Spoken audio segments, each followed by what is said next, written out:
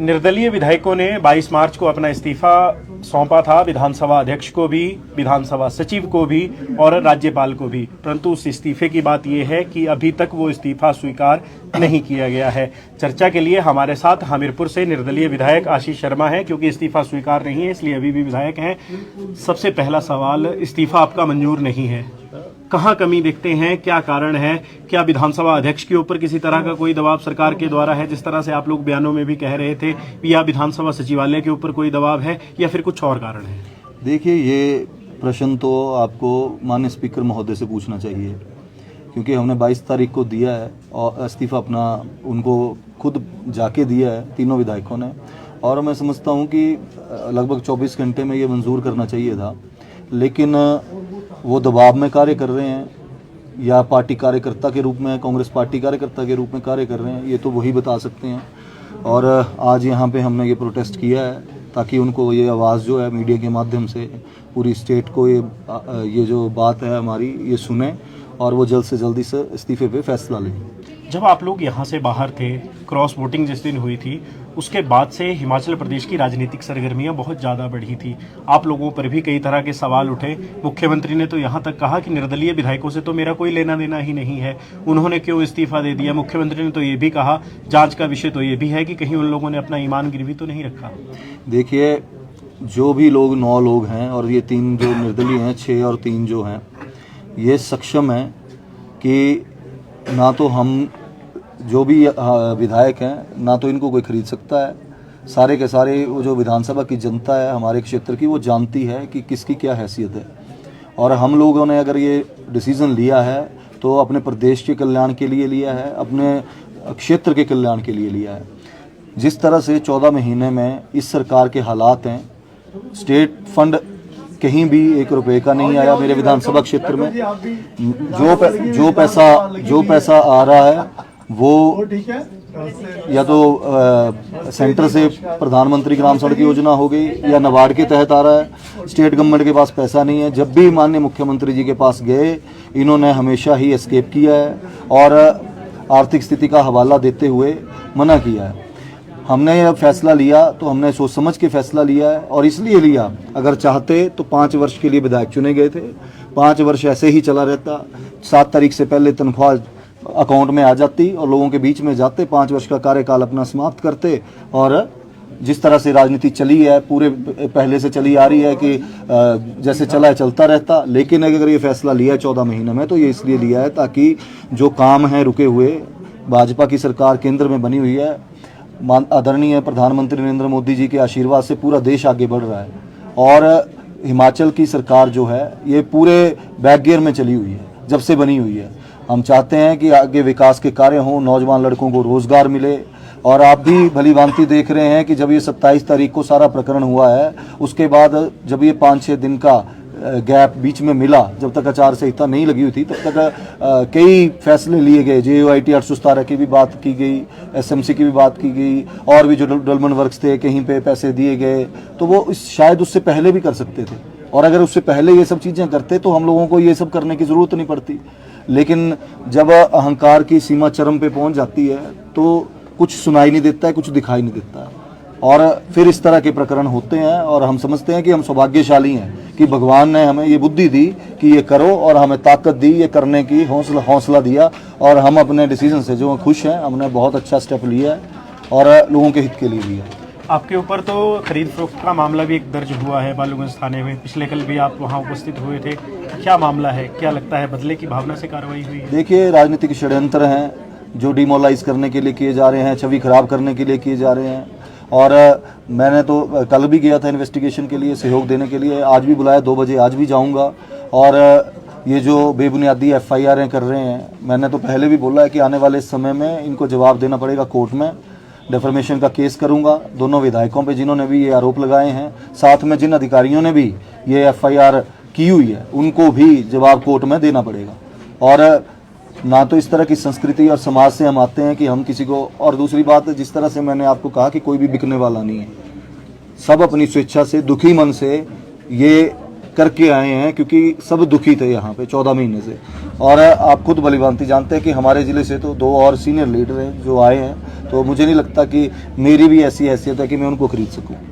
तो ये बेबुनियादी आरोप हैं और इन्होंने लगाए हैं, तो इसका जवाब जल्द ही इनको मिलेगा। आपने जवाब की बात की, जवाब तो जनता भी आपसे मांगेगी कि हमने मैंडेट 5 साल का दिया था। मुख्यमंत्री भी यही कह रहे थे कि निर्दलीयों को तो मैंडेट ही 5 साल का है, उनको क्या जरूरत है इस्तीफा देने की, हालांकि इस्तीफा तो अभी आपका स्वीकार भी नहीं है। मैंने इसीलिए आपको कहा कि 14 महीने में अगर मैंने ये डिसीजन लिया है कि मैं अपना 5 साल का कार्यकाल छोड़ रहा हूँ 14 महीने के अंदर, तो वो इसलिए छोड़ रहा हूँ क्योंकि लोगों के हित के लिए छोड़ रहा हूँ। अगर पर्सनली मैं ऐसे भी चला रहता, कोई काम मेरा होना नहीं था, मेरे इलाके में कोई डेवलपमेंट का काम नहीं होना था। जैसे पिछले 8 महीने से चक्कर लगा रहा था, लोग मेरे पास सुबह 7 बजे आना शुरू होते हैं, शाम तक लोग आते हैं। हम लोगों से भागने वाले लीडर नहीं हैं, हम क्षेत्र में रहते हैं, सुबह निकलते हैं, शाम तक लोगों के बीच में रहते हैं, उनके सुख दुख में जाते हैं, उनके समस्याओं का समाधान करने के लिए उन्होंने चुना है हमें। अब मैं इसलिए नहीं चुना है कि आप वो मेरे घर आए और मैं उनको बोलूं जी मेरे से नहीं होना, उन काम मेरे से नहीं होना। और स्पष्ट बोलने वाले हैं, जो काम होता है उसको हम बोलते हैं कि ये होगा, जो काम नहीं होने वाला है उसको हम बोल देते हैं कि ये नहीं होगा। पिछले 5 महीने से मैं लोगों के आगे हाथ जोड़ जोड़ के थक गया कि भाई साहब अभी मेरे से काम नहीं होना है। तो लोग भी परेशान थे।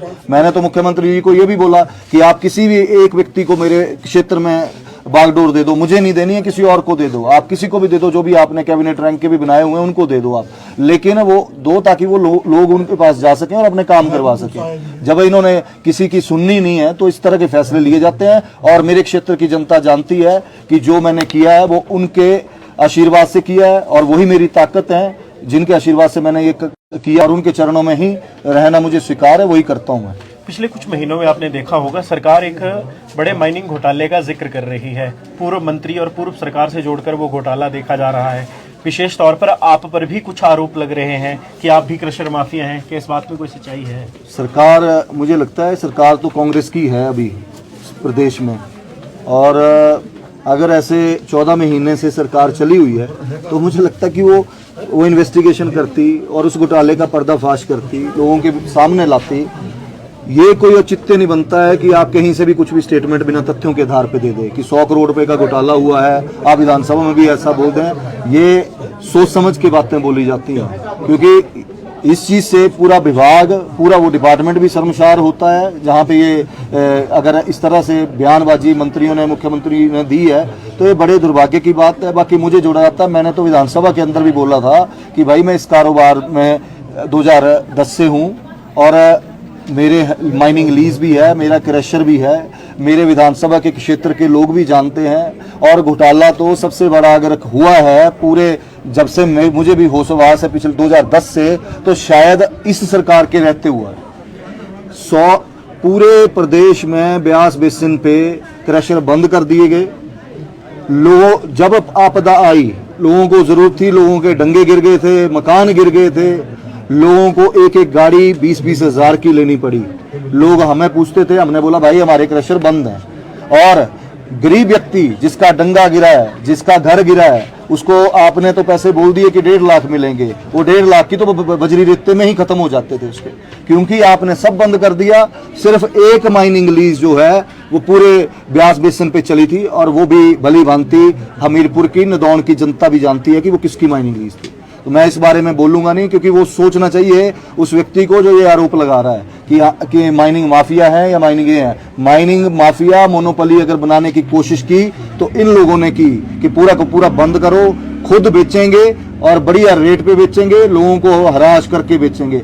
और जब ये आपदा हुई है, मैंने हर बार मैंने मुख्यमंत्री जी को भी बोला, मैं क्या इस कदम को मत उठाइए, क्योंकि इस समय सबसे ज्यादा जरूरत है लोगों को बजरी रेता की, ताकि उनको कम रेट पे वो चीजें मिले। लोगों के डंगे गिर गए हैं, मकान गिर गए हैं, लेकिन कोई सुनवाई नहीं हुई क्योंकि ये सरकार बहरी थी। मुख्यमंत्री ने तो एक और बात कही कि कुछ खनन माफिया राजनीति के रास्ते से विधायक बने, और जब हमने उनके ऊपर कार्रवाई की इसलिए इन लोगों को क्रॉस वोटिंग करनी पड़ी, कुछ विधायकों को। सबसे मैं इस बारे में ये नहीं बोलूँ, खनन माफिया वो बोलते रहे हैं, खुद के भी वहाँ पे भली भांति जानते हैं। जो भी वहाँ पे मैंने जिस तरह से अभी बताया आपको कि पूरे मोनोपोली की कोशिश की गई तो इन लोगों के द्वारा की गई है। और हम लोग पिछले 12-13 वर्षों से काम करते हैं, हमारे क्षेत्र की जनता जानती है। अगर किसी का क्रशर है तो क्रशर कोई छुपने वाली चीज़ नहीं है। वो लोगों को दिखता है कि इसका क्या कारोबार है। और हमारे जो क्षेत्र के लोग हैं वो भली भांति जानते हैं, हमने अगर वहाँ पे अगर काम करके पैसा कमाया है तो उस जनता के चरणों में ही लगाया है, अगर कमाया है वहीं पे लगाया, वहीं पैदा हुए हैं, वहीं जवानी बिताई है, वहीं एजुकेशन ली है, वहीं आज विधायक भी हैं और आगे प्राण भी वहीं त्यागने हैं। तो हमें सबसे पहली बात तो यह है कि अपनी अंतरात्मा को प्रबल करना होता है और अपनी नजरों में ना गिर सके, ऐसा कार्य हम नहीं करते हैं। जो काम किया है सबके समक्ष है, और ये जो आरोप लगाते हैं बिना बेबुनियादी, ये इनकी आदत है, नेगेटिव पॉलिटिक्स करने की आदत है, वो आज दिन तक की है और आगे भी इसी पॉलिटिक्स को सोचते हुए चलें। और आज जो बेड़ा गर्क पूरे प्रदेश का, पूरी राजनीति का हुआ है तो वो उनके ही जो उनकी कार्य कुशलता है उसी के कारण हुआ।